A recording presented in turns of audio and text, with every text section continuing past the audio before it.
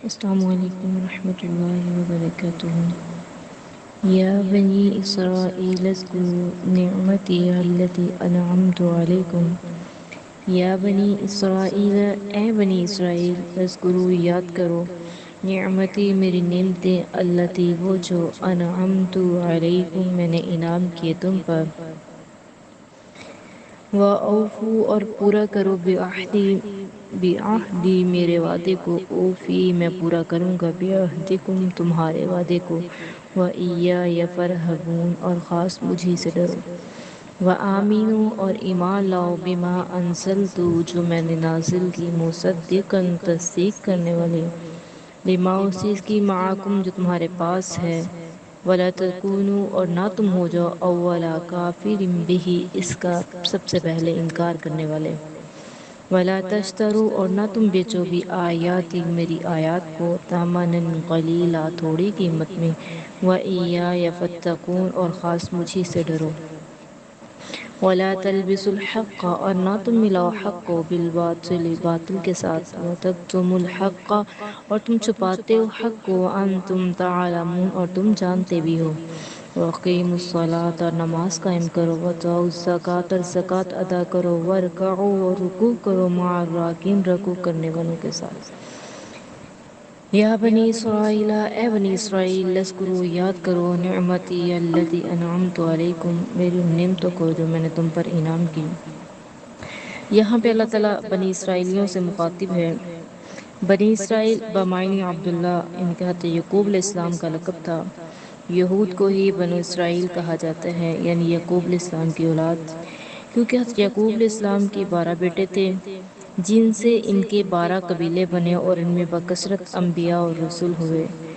بنو اسرائیل میں سے یہود ہوئے جن کو عرب میں ان کی گزشتہ تاریخ اور علم و مذہب سے وابستگی کی وجہ سے ایک خاص مقام حاصل تھا اس لیے انہیں گزشتہ انعامات الہی یاد کروا کے کہا جا رہا ہے کہ تم میرا وعدہ پورا کرو اور میں تمہارا وعدہ پورا کروں گا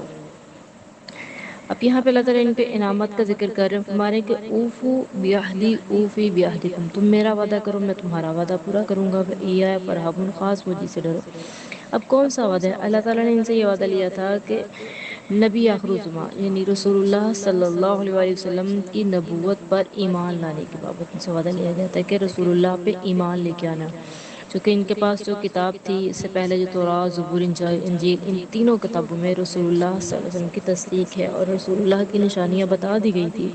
کہ نبی آخر الزمان آئے گا ان کے یہ اوصاف ہوں گے سارا کچھ اللہ تعالیٰ نے بتا دی اس لیے اللہ تعالیٰ ان سے کہہ رہے ہیں کہ ہم نے تمہارے پاس انزلت مصدقا لما معکم آمینو بما انزلت اس پر بھی ایمان لاؤ جو میں نے نازل کیا اور اس پر بھی جو اس کی تصدیق کرنے والی جو تم پر ہے یعنی کہ اس سے مراد قرآن پاک کی تصدیق کر چکی تھی تمہاری کتابیں اس قرآن کی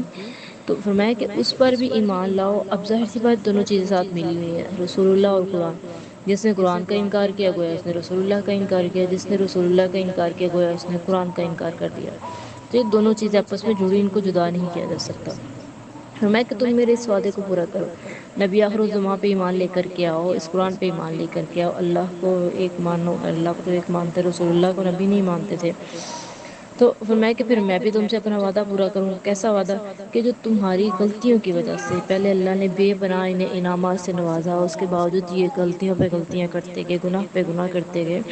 میں جو تمہاری ہی غلطیوں کی وجہ سے تم پہ میں نے جو بوجھ ڈال رکھے ہیں تمہاری کوتاہیوں کی وجہ سے بطور سزا تم پہ بوجھ ڈالے ہیں وہ سب میں تم سے اتار دوں گا واپس تمہیں وہی عروج دوں گا وہی مرتبہ دوں گا میں تمہیں مسلسل بھی ذلت میں مبتلا رکھ سکتا ہوں جس میں اب تم اور تمہارے آباء و اجداد ہیں بشرط کہ تم میرا وعدہ پورا کرو میں تمہارا وعدہ پورا کروں گا اگر تم میرا وعدہ توڑو گے تو پھر میں بھی وعدہ پورا نہیں کروں گا اور میں فرمایا کہ ولا تکونوا اول کافر بہ تم اس کے سب سے پہلے انکار کرنے والے نہ بنو کیونکہ جب ہجرت کر کے گئے تو مدینہ میں یہودیوں سے یہ مخاطب ہوا کہ تم لوگوں کو اس کتاب کے بارے میں پتہ تھا سب کچھ پتہ تمہیں تو چاہیے تھا کہ سب سے پہلے اسلام قبول کرنے والے بنتے اس لیے اللہ یہودیوں کی بابت کہہ رہے ہیں کہ سب سے پہلے اس کتاب کے انکاری تم نہ بنو، یعنی رسول اللہ کے یا اس قرآن کے انکاری تم نہ بنو، جو کہ ہجرت سے پہلے مکہ میں بہت لوگ اسلام قبول کر چکے تھے، لیکن یہ مدینے کے یہودیوں سے مخاطب کیا جا رہا ہے۔ ولا تلبسوا الحق ولا تشتروا بآیاتی ثمنا قلیلا وإیایا فاتقون، میری آیتوں کو کم قیمت میں نہ بیچو۔ اس کا ہرگز یہ مطلب نہیں کہ قرآن کو کم قیمت میں بیچ دینا، نہیں، اللہ کے احکامات کے بدلے دنیاوی خواہشات کو قبول کرنا، یعنی کہ اللہ تعالیٰ کی کتاب یہ بہت بابرکت ہے، اس کا تو کوئی قیمت ہے نہیں، اس کا کوئی مول ہے نہیں، بے مول کتاب ہے، یہ کوئی مول نہیں ہے اس کا۔ اگر ہم کہیں نا کہ اس کی قیمت لگا سکتے ہیں تو نہیں لگا سکتے ہیں، اس کی قیمت لگانا ہمارے اختیار میں، ہمارے بس میں ہے نہیں۔ اللہ نے اس قدر نایاب کتاب ہمیں اس کتاب سے نوازا ہے، کیونکہ یہ کتاب جب کوئی انسان بنا ہی نہیں سکتا، اس جیسی کوئی نہیں بنا سکتا، تو اس کی قیمت کو کیسے ادا کر سکتا ہے؟ نہیں کی جا سکتی۔ اس کی قیمت بس یہی ہے، اس کو پڑھیں، پڑھ کے اس پہ عمل کریں اور اس قرآن کو اپنا ساتھی بنائیں، تاکہ کل قیامت کے دن یہ قرآن ہمیں اپنا ساتھی بنا دے۔ میں کہ میری آیتوں کو کم قیمت میں نہ بھیجو، یہ دنیا کا جو عارضی فائدہ ہے، عارضی عیش و عشرت ہے، آخرت کے بدلے میں ان کو ترجیح نہ دو۔ ٹھیک ہے دنیاوی عیش و عشرت دو، اگر اللہ نے آپ کو سب کچھ دیا تو اس کو بالکل قبول کرو، لیکن اس کے ساتھ ساتھ آخرت میں جو سب کچھ ہے اس کو مت بھولو۔ آخرت کے بدلے دنیا کا سودا نہ کرو۔ اگر آخرت کے بدلے آپ کو دنیا آپ کی گنوانی پڑے تو گنوا دو، لیکن آخرت ضرور سنبھال لو۔ وَلَا تَلْبِسُوا الْحَقَّ بِالْبَاطِلِ، حق کو غلط ملت نہ کرو، حق کو غلط کے ساتھ نہ ملاؤ، جو صحیح اس کو صحیح رکھو، جو غلط ہے اس کو غلط کرو، نہ کہ اپنی مرضی کا دین بنا لو۔ جہاں پہ صحیح لگا وہاں پہ مان لیا، جہاں پہ تھوڑی سختی لگی اس دین میں وہاں اپنی مرضی کا دین بنا لیا۔ میں ایسا نہ کرو، وَلَا تَلْبِسُوا الْحَقَّ، نہ تم ملاؤ حق کو بالباطل، غلط طریقے سے، وَتَكْتُمُوا الْحَقَّ وَأَنْتُمْ تَعْلَمُونَ، اور تم حق کو چھپاتے ہو جبکہ تم جانتے بھی ہو اس ساری چیز کو، اس چیز کو جانتے بوجھتے ہوئے بھی تم لوگ اس کو چھپاتے ہو۔ یہ بظاہر تو بنی اسرائیل کو اللہ تعالیٰ کہہ رہے ہیں، لیکن تا قیامت آنے والے ہر شخص کے لیے یہ وعید ہے، ہر انسان کے لیے یہ وعید اللہ تعالیٰ کہہ رہے ہیں کہ حق کو غلط ملت نہ کرو اور حق کو نہ چھپاؤ۔ اب اگر ہم کہیں نا کہ کوئی حق سے نا واقف ہے تو یہ غلط ہے، کیونکہ ہر گھر میں تقریباً اسلام پہنچ چکا ہے، ہر گھر میں اللہ کا دین پہنچ چکا ہے۔ موبائل، اس میں کیا کچھ نہیں ہے، اگر اس میں بہت کچھ غلط ہے تو بہت کچھ صحیح بھی ہے، ہم چاہیں تو اس کا صحیح بھی استعمال کر سکتے ہیں۔ یہ ہم پہ کہ ہم نے اس کا غلط استعمال کرنا ہے یا صحیح کرنا ہے۔ یہ موبائل بظاہر آپ کے ہاتھ میں اس کا کوئی بوجھ نہیں ہے، لیکن اس کا غلط استعمال کل قیامت کے دن آپ کی کمر توڑ سکتا ہے، کل قیامت کے دن ہمیں